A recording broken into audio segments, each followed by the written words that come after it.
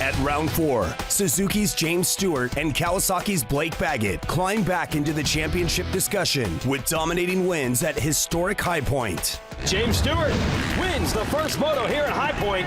James Stewart wins High Point. He goes 1-1. Blake Baggett sweeps High Point. He looked phenomenal. The battle for supremacy in pro motocross heats up as June comes to a close.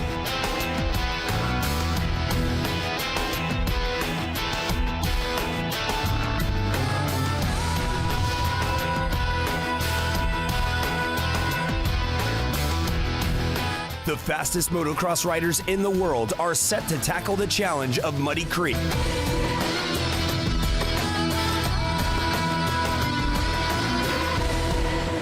We're in the great Southeast after a weekend off, rejoining round 5, the Lucas Oil Pro Motocross Championship sanctioned by AMA Pro Racing. This is the Red Bull Tennessee National. Little history made. The first time we've ever had a live helmet cam in pro motocross, and this is how it starts. With a gigantic pile-up in the first turn, taking down a lot of the top riders. Chad Reed, James Stewart, Josh Grant, Malcolm Stewart, and many more. Then Ken Roczen gets the lead and falls. Eli Tomac at number 3 gets back around, and Roczen was stuck under the bike momentarily. Ryan Dungey would snake past Tomac also, then Kennard goes down himself, and that allows Roczen to move forward in the order. So you had Roczen and Dungey up to 2nd and 3rd, and then challenging Tomac for the lead.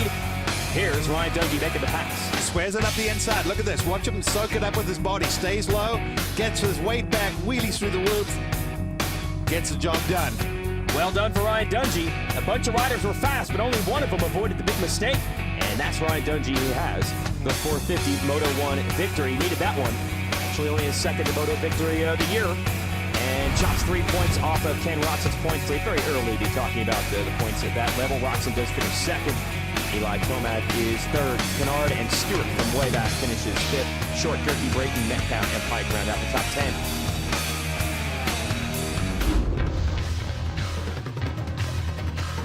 First of all, carnage in the first turn. James Stewart in the yellow number 7 goes down. A couple riders taken down with him. So he has to work his way from the back. He would have another crash. He'd finish up in 11th.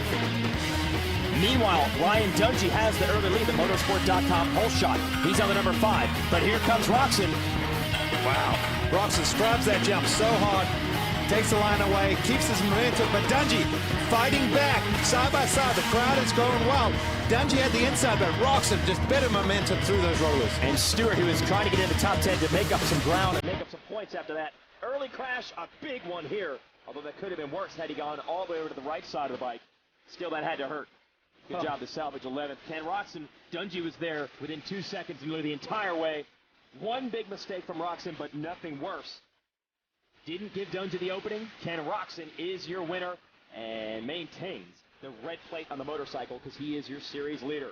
Here are the results from this moto at Muddy Creek. Again, Eli Tomac, a great run. Trey Kennard on the Honda Muscle Milk machine finishes up 4th, and Weston Pike, we mentioned the rags to riches tail, puts that bike into the top 5. Grant running the helmet cam was 6th. Metcalf, Short, Reed, and Stewart top 10. Dungey won the first race. Roczen wins the 2nd for the day as far as the championship is concerned. They're even up. Still a moral victory for Ryan Dungey, I think. But Eli Tomac, what a phenomenal, we say return, but this is the first 450 Outdoor Motocross National. Awesome. The number 3 and 3rd. Here are your series point standings. A rough one for Stewart. He loses about 10 points to Roczen on the day. As for Dungey, the points he gained in Moto 1, he gets back in Moto 2. 16 points is not much. A win in each one of these motos pays 25.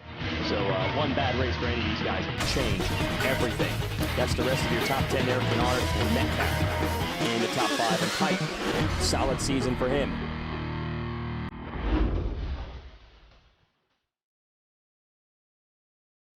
Okay, first, a first turn crash. Trooper Webb, you see in the blue, get bumped around. He stays upright. Meanwhile, his teammate and series leader, Jeremy Martin of the 19 on the inside, gets stuck in this first turn pileup. So your points leader in big, big trouble.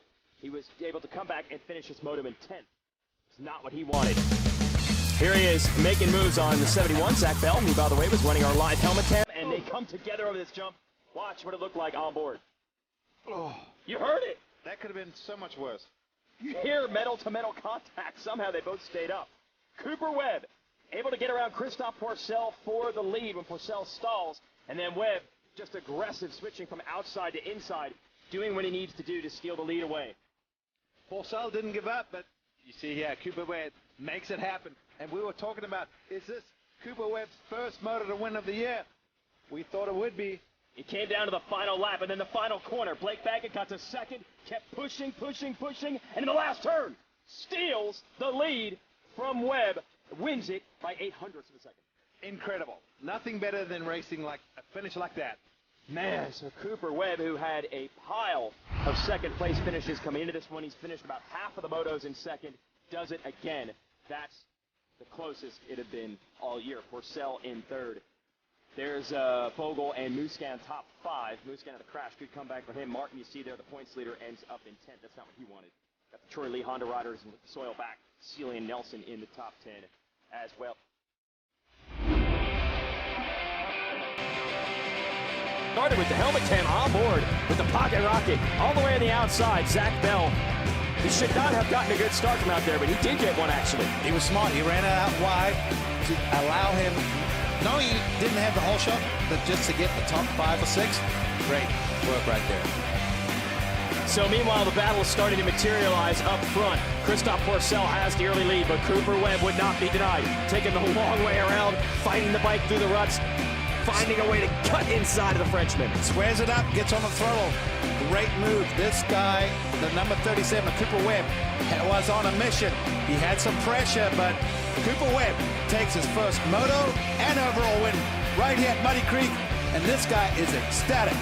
Yeah, and remember, he is right there in the championship hunt for second of the points coming into this. Fended off Blake Baggett today. He was third in the series, so this could be a banner summer for Cooper Webb. I'm sure this is the first of many. Now, Baggett had his problems down the stretch. He was a close second until he dropped to third. Even more good news for that Yamaluke Star Racing Yamaha squad. Anthony Rodriguez, their rookie rider, in the top 10 in what is essentially his first pro race because he got taken out when he tried to make his debut at Glen Helen. Here's the rest of the top 20. Joey Savaji, one of the young riders there. We mentioned Dakota Alex earlier. He's 15th, and Alex Martin, and his brother, 14th. Look at this. Cooper Webb, first outdoor national win. Congratulations, buddy. And Bogle, strong all season long, up on the podium overall today. Look how close it is now. Jeremy Martin at one point was 49 points ahead of Blake Baggett. I think it was 29 ahead of Cooper Webb. And now it's just 17 between the top 3. Bogle and Pourcel, 37 points. That's still within striking distance. Absolutely. We got ourselves a championship fight now. We got 5 guys within 1 round, so this is still very tight.